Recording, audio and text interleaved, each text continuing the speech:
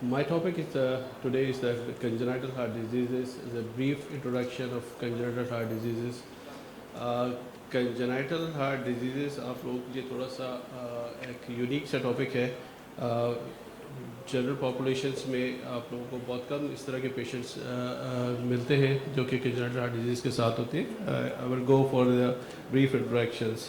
Normally जो आपको 100 babies में से एक बेबी ऐसा होता है जो congenital heart disease के साथ बॉर्न होता है. And if you have any baby in your family then it is a disaster.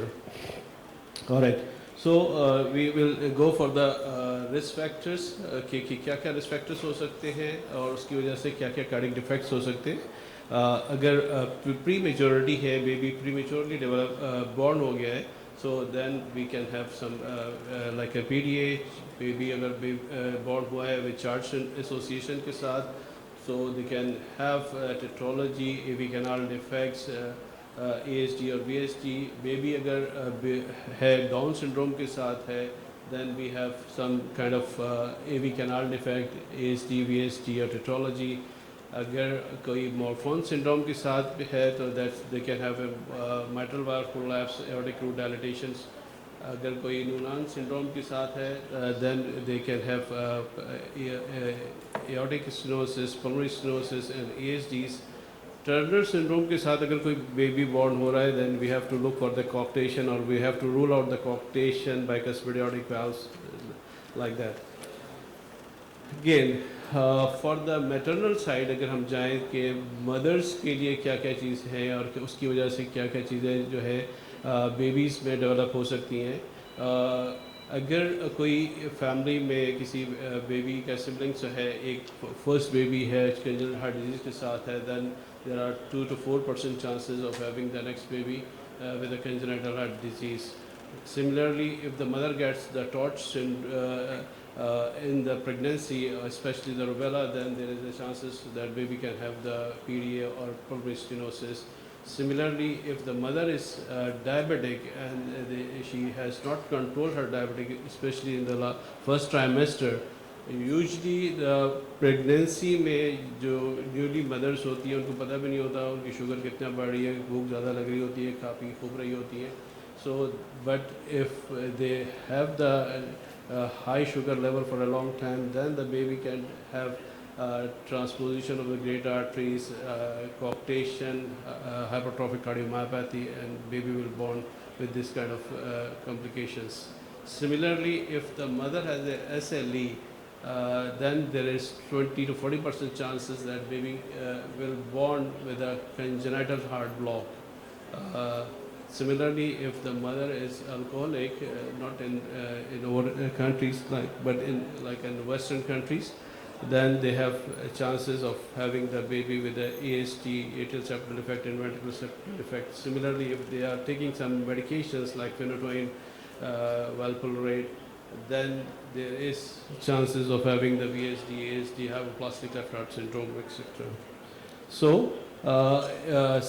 we can classify the born baby or the congenital heart disease into two kinds: the baby who are born with the normal saturations and the baby who are born with low saturations. That's we call cyanotic heart diseases and acyanotic heart diseases. Again, in acyanotic, we have two kinds of patients, one with increased pulmonary flow, second is the decreased pulmonary flow. Similarly, cyanotic heart disease, they have the decreased pulmonary flow and the mixed pulmonary flow, and these are the different kind of defects. These are the not the simple one defect, sometimes they have multiple defects in one patient, like in tetralogy of Fallot, they have like 4 defects in one baby, so we have to deal with all of these things. These are the acyanotic heart disease. Usually baby has the normal saturations in these kind of things. They have atrial septal defect, ventricular septal defect, patent ductal arteriosus, AV canal defect, coarctation, bicuspid aortic valve, pulmonary stenosis, bicuspid aortic valve. All these are patients with having normal saturation. The saturation of the babies are normal. So we'll go one by one. The atrial septal defect we can see here. Do you have a pointer? So here is the two atrias, and in between the two atrias we have a defect, and the blood coming from the left side of the heart to the right side of the heart, because the pressures in the we have a pointer here. Let's go ahead. Okay. So atrial septal defects, this is the, there are again, atrial septal defect is not only one kind, they have the four different kinds, and all of them have different strategies and different presentation. Only one of them, atrial septal defect secundum, they can have closed by itself if it's not too much large, all right, or they can be closed by the devices as well if they have parameters are okay for the device closure for the ASDs. Other ASDs like in ostium primum ASD, sinus venosus or coronary sinus, they cannot be closed by itself, or they cannot even closed by the devices. We have to send them to the surgeons for the surgical closure of the ASDs. By echo is the diagnostic for the all congenital heart diseases. In echo, we can see here this the septal defects. I will go through clearly. Here is the primer at the bottom near the AV valves. Investigation, again, as I told, the echocardiogram is the primary and is the more diagnostic. So management wise, with different sizes, different presentation, different clinical presentation, how the baby is behaving, how he is feeding, how he is breathing, how he is gaining the weight, all these parameters will decide what we have to do with the these kind of the defects. So we have if the ASD is suitable, we can close without sending the patient for the surgical closure. We can use the devices. These are the devices used, and this is the simple procedure. It takes like 1 hour to close the ASDs in patients. We can use, this is the implanter device, and we can easily close without sending the patient for the surgery. They have not need even intubation for the surgery. Next day they can go home without any problem. So these are the second things. We have the ventricular septal defects, the defect in between the two ventricles. Here's the ventricular septal defects. So again, some of the ventricular types of VSDs, though, there are different. There's the supracrystal, below the pulmonary artery, subpelvimembranous, below the aortic, muscular inlet near the aortic, there are the AV valves, the muscular, they are mid-muscular, they are Swiss, different kind of VSDs, and we have to deal with the according to their clinical presentation, sizes, and how the baby is behaving. If the baby is behaving well, whatever is the size, if he's growing well, he is feeding well, so we can wait for it till it may close by itself. Muscular VSDs can be closed by itself, apical musculars, and are easy to close by itself, but difficult for the surgeon to close it. Similarly, perimembranous VSDs can also be closed with the time, but we have to take care of the aortic valve because it can cause aortic prolapse, and if the baby has some kind of aortic regurgitations, then we have to send the baby for the surgical closure. So these are already defects. This is the VSD. We can see the image in the echo. Again, this is the mid-muscular VSD in between the two ventricles. They are the LV and the RV, and this is the mid-muscular VSD. All right. So again, third thing is the patent ductus arteriosus. Patent ductus arteriosus is a duct which between the aorta and the pulmonary artery, which is necessary during the fetal life. But after the fetal life, once the baby is born, it's usually closed within few hours. But if it doesn't close itself, then it starts creating problem within few months of life. So if The baby still are growing well, we can wait, but we cannot wait too long. So we can judge the patient clinically, and if needed, we can go for a device closure of the PDA. I think none of the PDA can go to the surgeons nowadays. All the PDAs we are closing by device closure without any problem.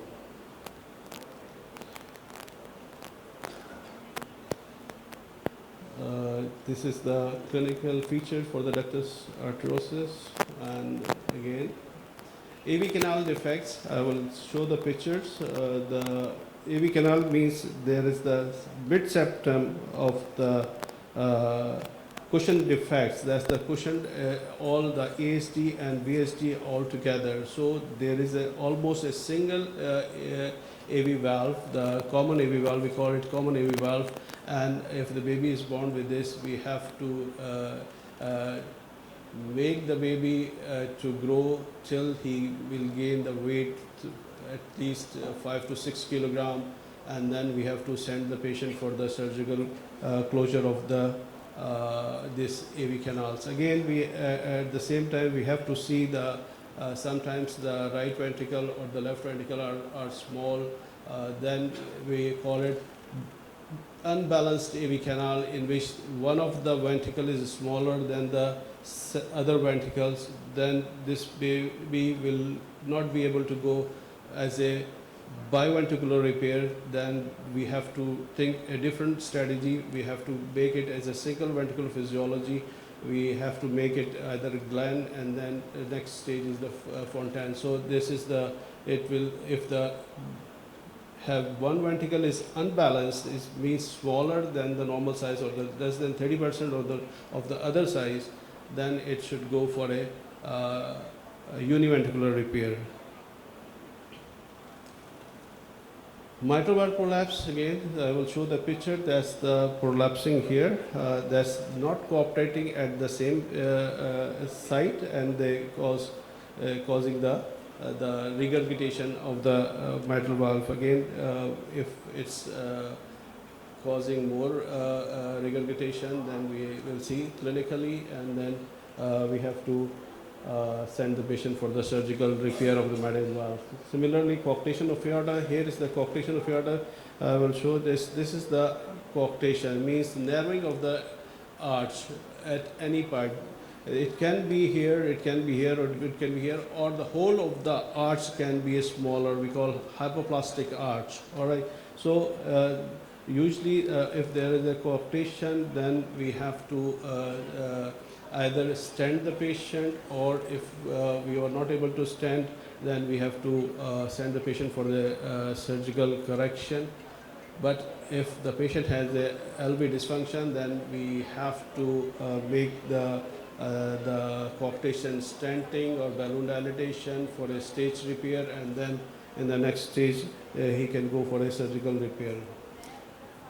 Then we will have the cyanotic heart disease. Cyanotic heart disease, just to remember, we can have like the 5 T's for the cyanotic heart disease, because all of them usually starts with the word of T. Truncus arteriosus, transposition of the great arteries, tricuspid, tetralogy of Fallot, total annulus pulmonary venous drainage. Again, with that, Epstein anomaly is also often cyanotic, and hypoplastic left heart syndrome is always a cyanotic heart disease. One by one, tetralogy. There has been four defects in a patient. Most the serious thing is the pulmonary stenosis. How severe is the stenosis? It depends how baby behaves.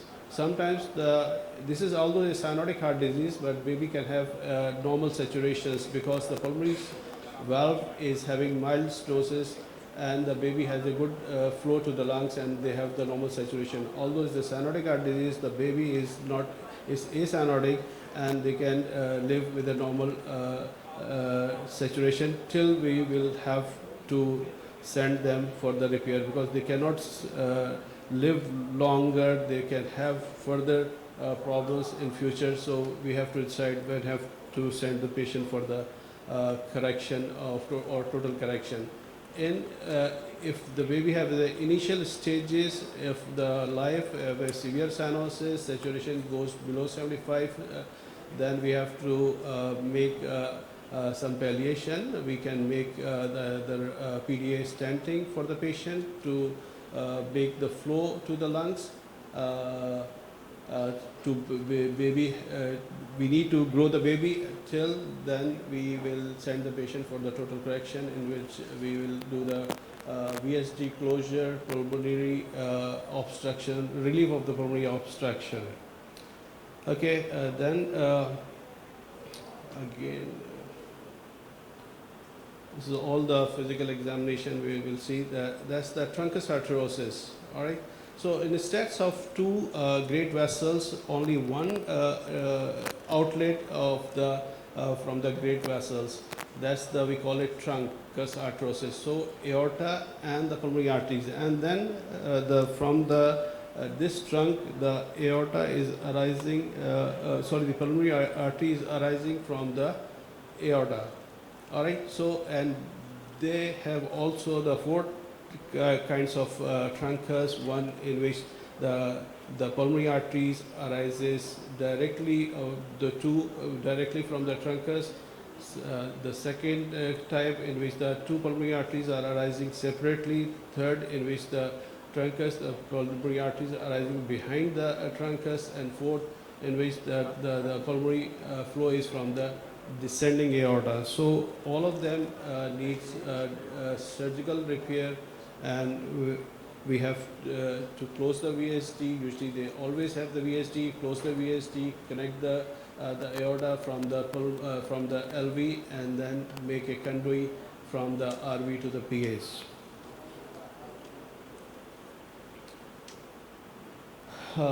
Next is the dextroposition of the great arteries. So dextroposition means the transposition, or normally we call it transposition of the great arteries.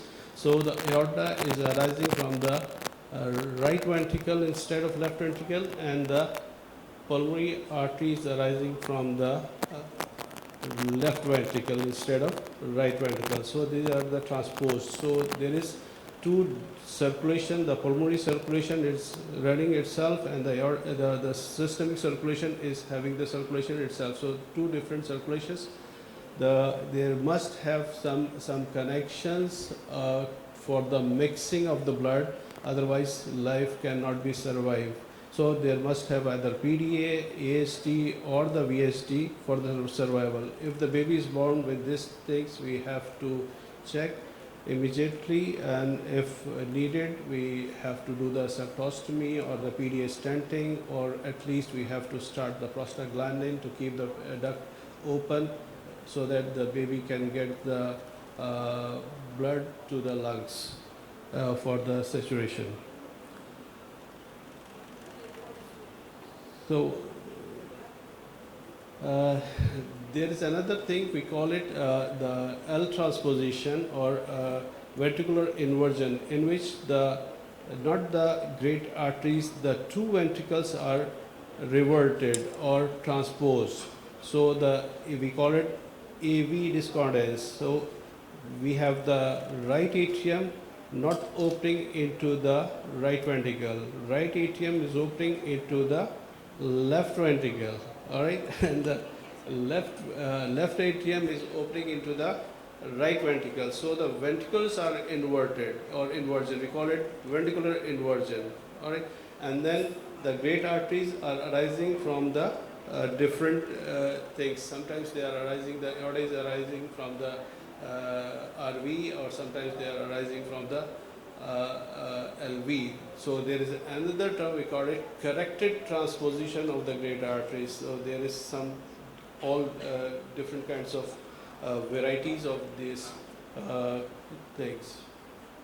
Then we come for another congenital defect. This called is the tricuspid atresia. The tricuspid valve is closed totally, so no blood is coming from the right atrium to the right ventricle.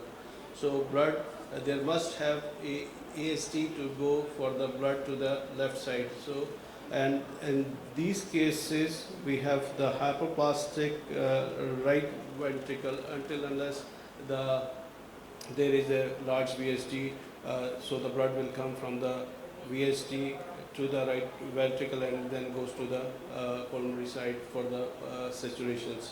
So again, if this baby is born like this, they have different kind of desaturation. If they are having low saturation, immediately in the nurseries and in the NICUs, we have to start the prostaglandins for the to keep the life, and we have to make some arrangement for either urgent BT shunt or the PDA stenting. Tricuspid management, I told you. The total annulus pulmonary venous drainage, again, the pulmonary veins which are coming from the two pulmonary veins from the two lungs, right and left, normally they are opening into the left ventricle, left atrium. Instead of left atrium, they are not opening into the left atrium. They can open above the heart or in the heart or below the heart. So it means that all the pulmonary veins, they are not opening in the left ventricles. So we call it total anomalous pulmonary venous drainage. There is another thing, sometimes there are partial anomalous pulmonary venous drainage in which either one or more than one pulmonary veins can open into the left atrium and the rest are opening somewhere else. So in total anomalous, if the pulmonary veins are opening into the SVC, we call it supracardiac type of total anomalous. If they are opening into the coronary sinus, we call it cardiac kind of total anomalous. If they are opening into the IVC, we call it infracardiac kind of total anomalous pulmonary venous drainage. And again, this is like a time bomb. It develops very early pulmonary hypertension.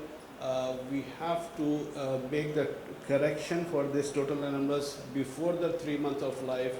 We have to go for the surgical correction before 3 months of life, because they will develop very early pulmonary hypertension, and then if once they develop pulmonary hypertension, then there is no way to go for the surgical correction. Epstein anomaly. Epstein anomaly is a term for the displacement of the AV valve to the apex side. Usually the tricuspid valve have the Epstein anomaly. They are having atrialization. This is the thing we are here. This is the tricuspid valve which go down. So atrium, right atrium is a very large, and the right ventricle is a very small, and sometimes they have severe regurgitation through this tricuspid valve. Similarly, on the left side, we have the left-sided Epstein anomaly. So we 99% we have the Epstein of the tricuspid valve, but sometimes we have Epstein of the mitral valve as well. And the last, most complex, the hypoplastic left heart syndrome. That's the most complicated, most complex congenital heart disease in which we have no mitral valve. Mitral valve is totally closed. This is the closed mitral valve. This is the only left ventricle.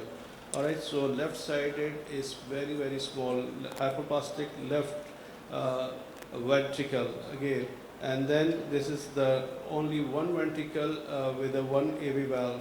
And the aorta is also small, hypoplastic aortic valve, hypoplastic ascending aorta, hypoplastic arch, and the blood is coming through the ductus, again reversal and supplying reversely to the coronaries and supplying to the heart as well. So this is again very complex things, and usually or a lot of centers are not doing any kind of surgery for this patient, because there are about 50% mortality in this group. So I will conclude here.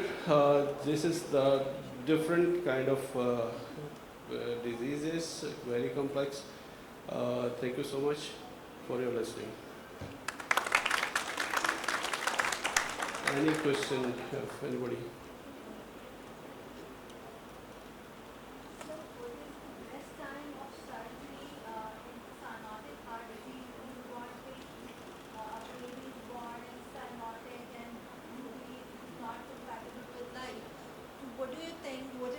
best time for surgery, and especially TOF is very much common. Tetralogy. Yeah, tetralogy of Fowler is very much common problem. What is the suitable time of the repair? Alright.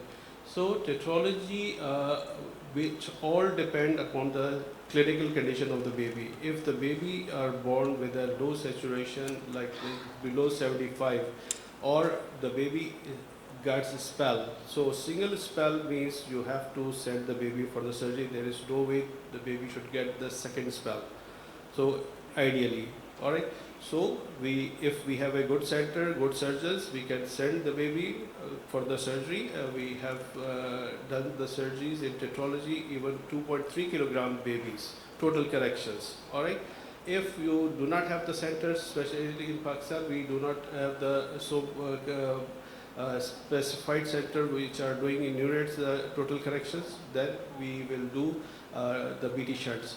Saturation is the thing which decide when you will take the baby for the surgery. If any time, any stage, if they are below 75 or any time they get a spell, you have to send the patient for the surgery. Then surgical team, if you have good surgical team, they can deal with the low birth weight baby or 2.3 or 4 kilogram, you can go. Again, if the baby having a good saturation like 85, 90 and he has a tetralogy, so the best time is after 6 months. Alright, after 6 months you should not delay the baby after 1 year. Alright, so between 6 months and 1 year you have to send the baby for the total correction in all stable babies. So all the patients, right? So sir, all the patients who are having cyanotic diseases, they must get correction during this with like as usual in the early childhood period. Again, I cannot. Sir, all patients with cyanotic heart diseases, they should get correction within their childhood period, or they can go to the adolescent phase, or in All patients should get their like if the patient is having cyanotic spell, yes. can we delay with the medical management till the No, puberty? no. Single spell is only thing. Once baby get a spell, he should go for the correction or palliation, whatever you need to give him flow of blood to the lungs before he get the second spell. Thank you. Okay. Any other question, please? All right, thank you so much.